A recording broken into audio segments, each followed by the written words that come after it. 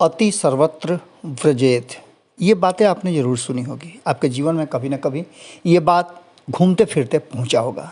कहा जाता है कि अति का अंत हो जाता है और अति को बर्दाश्त करना चाहिए, अति करना नहीं चाहिए।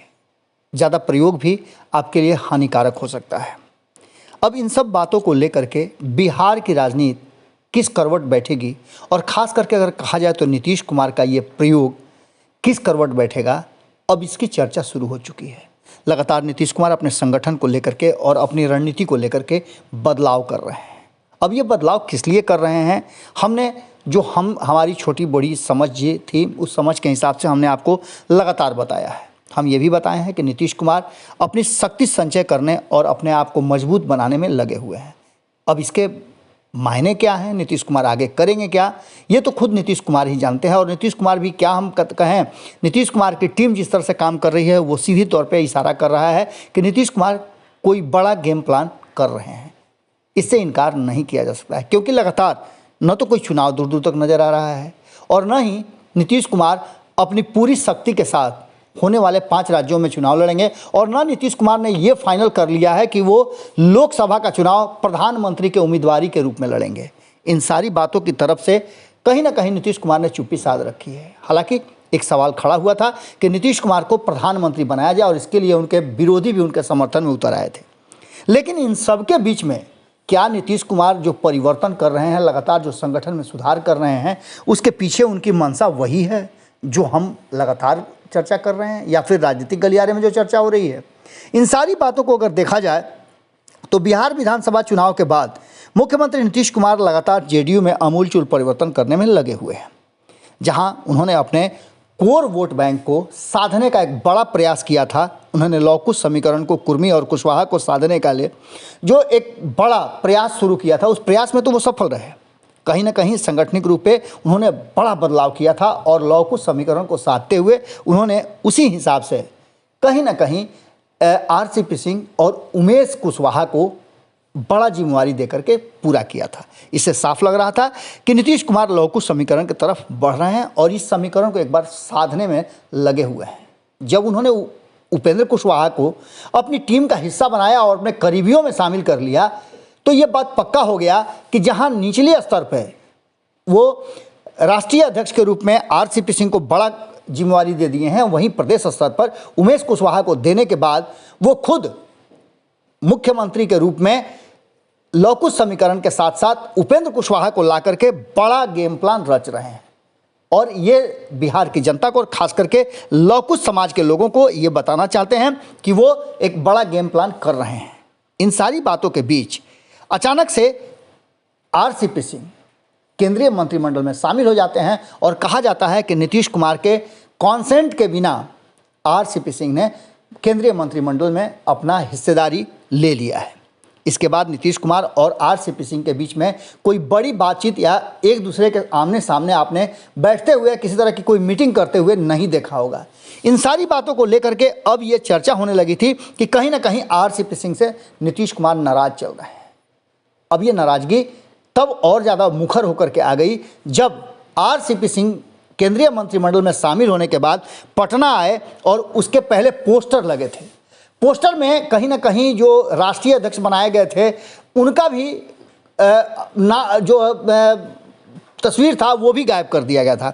इसको लेकर के उमेश कुशवाहा को आगे आना पड़ा, और जिन लोगों ने इस तरह का तस्वीर लगाया था उन्हें दंडित भी करना पड़ा, और उनके लिए कड़े एक्शन की बात भी कहनी पड़ी। उसके बाद से सब कुछ सामान्य नजर आने लगा, लेकिन गुटबाजी बड़ी तेजी से बढ़ गई। आपको बता दें कि इस गुटबाजी के बाद नीतीश कुमार शांत थे, लेकिन भीतर ही भीतर तैयारियां चल रही थी। आरसीपी सिंह दूर दूर रहे, और ललन सिंह को जब राष्ट्रीय अध्यक्ष की जिम्मेवारी दी गई तो ये टकराव और बढ़ गया।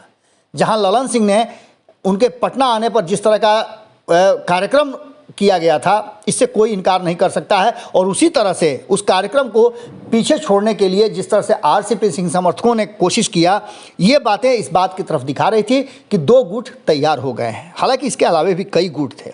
हमने आपको पहले ही बताया था कि आरसीपी सिंह जब कोरोना काल में दिल्ली में थे, तब नीतीश कुमार ने अपनी एक अलग जो 5 लोगों की एक टीम बना रखी थी, जिसका नज़दीक इर्द गिर्द ही नीतीश कुमार की राजनीति और रणनीति मूव कर रही थी। इस बात को आरसीपी सिंह बर्दाश्त नहीं कर पा रहे थे और वो लौट करके पटना आए और उन्होंने, जब उन्हें जिम्मेवारी बड़ी मिल गई तो उन्होंने कार्रवाई शुरू कर दी। उन्होंने बहुत सारे लोगों को कई प्रकोष्ठ बनाए और प्रकोष्ठों से लोगों को हटाया भी और कुछ लोगों को सम्मानित भी किया। कहा जा रहा है कि आरसीपी सिंह ने पूरी तरह से संगठन को अपने कब्जे में कर लिया था और ये कार्रवाई वो तब से शुरू कर चुके थे संगठन महामंत्री के रूप में, जब उन्होंने प्रशांत किशोर को जदयू से आउट करवाया था।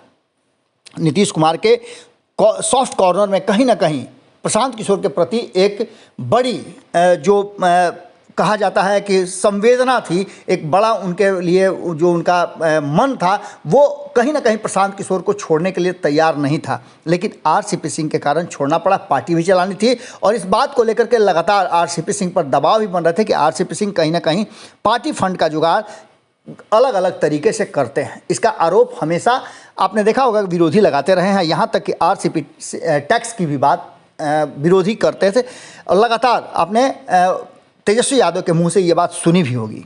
अब वर्तमान परिस्थिति में जिस तरह से सब कुछ चल रहा था और आरसीपी सिंह के लोग, जब से आरसीपी सिंह केंद्रीय मंत्रिमंडल में गए हैं और बिहार में उनका प्रभाव कम हुआ है, तब से छटपटा रहे थे। लेकिन अचानक से नीतीश कुमार ने जिस तरह से सारे जो उनके प्रकोष्ठ थे वो प्रकोष्ठ को भंग कर दिया और जेडीयू के संगठन में आरसीपी सिंह गुट, ललन सिंह गुट और उपेंद्र कुशवाहा गुट, ये 3 गुट काम करने लगे, तीनों हावी होते चले गए। और कहीं ना कहीं जब संगठन का निर्माण हो रहा था, प्रकोष्ठों का गठन हो रहा था, तो उपेंद्र कुशवाहा के लोगों को कहीं ना कहीं दरकिनार किया गया था। इस बात से इनकार नहीं किया जा सकता है। उपेंद्र कुशवाहा नीतीश कुमार के साथ एक बड़े समझौते के तहत आए थे जिसमें उन्हें एमएलसी भी बनाया गया था और मंत्रिमंडल देने की भी बात की जा रही थी। लेकिन उससे भी बड़ा पद संसदीय बोर्ड का अध्यक्ष बना करके उन्हें नीतीश कुमार ने एक बड़ी जिम्मेवारी दी। पार्टी कार्यालय में हलचल बढ़ गई और इस हलचल को कहीं ना कहीं अब सारे प्रकोष्ठों को भंग करके और बढ़ा दिया है। आपको बता दें कि फिलहाल कोई भी कुछ खुलकर बोलने के लिए तैयार नहीं है, लेकिन सभी कह रहे हैं कि गुटबाजी बढ़ने के कारण ही इस तरह का एक्शन और रिएक्शन नीतीश कुमार को लेना पड़ा है कि सारे प्रकोष्ठों को भंग कर दिया गया है। नेताओं के मुताबिक बदलाव से काम करने वाले नए लोगों को मौका दिया जाएगा और राष्ट्रीय अध्यक्ष बनने के बाद से ललन सिंह 2010 वाले प्रदर्शन को दोहराने की बात कर रहे हैं। उनकी नज़र 2024 और 2025 के लोकसभा और विधानसभा चुनाव पर है। पार्टी को उसी के अनुसार वो तैयार करने में जुटे हुए हैं और इसमें कहीं ना कहीं नीतीश कुमार की सहमति भी है।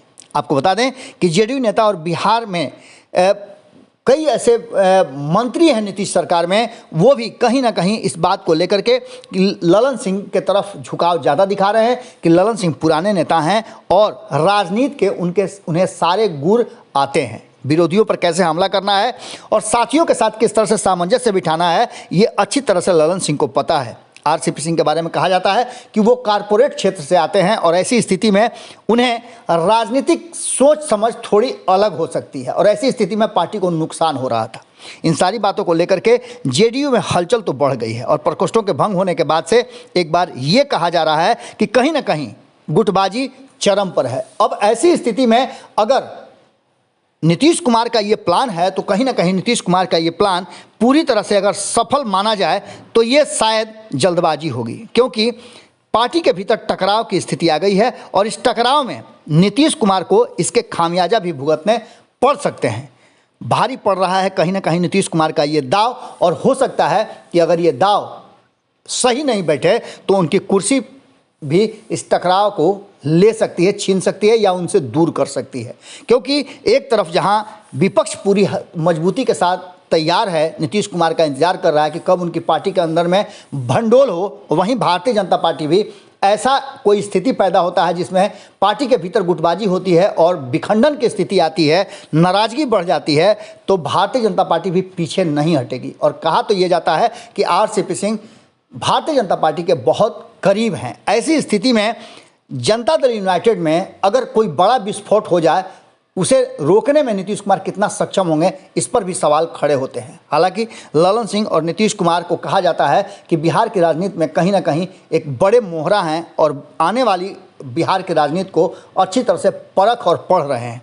अब ऐसी स्थिति में जो प्रकोष्ठों को भंग किया गया है, अगर सामंजस्य ढंग से नहीं स्थापित किया जाता है, उपेंद्र कुशवाहा हो, उमेश कुशवाहा हो, आरसीपी सिंह हो, ललन सिंह हो या अन्य कई नेता हैं, अगर उनके लोगों को समायोजित नहीं किया जाता है तो ऐसी स्थिति में आपको पता है कि कई लोग राष्ट्रीय जनता दल से भी आए हैं, कई लोग अन्य दलों से भी आकर के, आरएलएसपी के लोग तो बहुत पहले से इंतजार कर रहे हैं कि उन्हें कोई सम्मान और स्थान मिले। इसके लिए आपको पता ही है कि उपेंद्र कुशवाहा भी अपनी वर्चस्व बढ़ाने में, अपने लोगों को अपने साथ संगठित करने में लगे हुए हैं। अब देखने वाली बात यह होगी कि प्रकोष्ठों का गठन होता है तो क्या इसको पूरी तरह से समायोजित सभी को करके नीतीश कुमार बड़ा गेम रचते हैं या फिर एक बड़ी विखंडन वाली राजनीति की शुरुआत होती है जो नीतीश कुमार की कुर्सी को कहीं ना कहीं धक्का दे करके उन्हें बाहर कर दे।